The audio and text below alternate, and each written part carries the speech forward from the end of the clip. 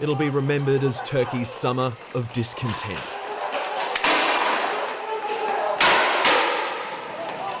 What started as a peaceful protest to stop urban development in Istanbul's Gezi Park escalated into full-scale riots. At the time, Turkish authorities dismissed claims the use of force was excessive.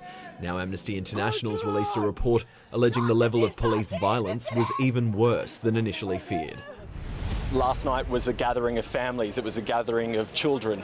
It was a real carnival atmosphere and it was shattered in the worst possible way. It was mass panic on a scale really that I hadn't seen before. To say the word chaotic is definitely not an overstatement. It's scarring even for adults, but for children who really have no concept of this kind of thing, hopefully haven't been exposed to that sort of thing before, it just must be impossible to fathom.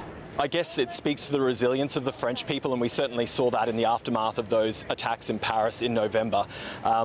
They're getting on with things, they're not bowing down to the terrorists. Someone's living room is now the front line in Donetsk. Pro-Russian separatists holed up in a residential apartment, fire towards government troops stationed at the city's airport. The compound, which sits just 6 miles from the centre of Donetsk, is a key strategic location.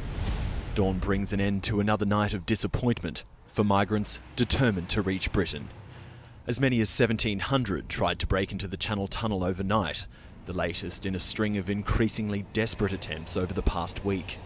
Again this morning, most returned to their makeshift camp defeated.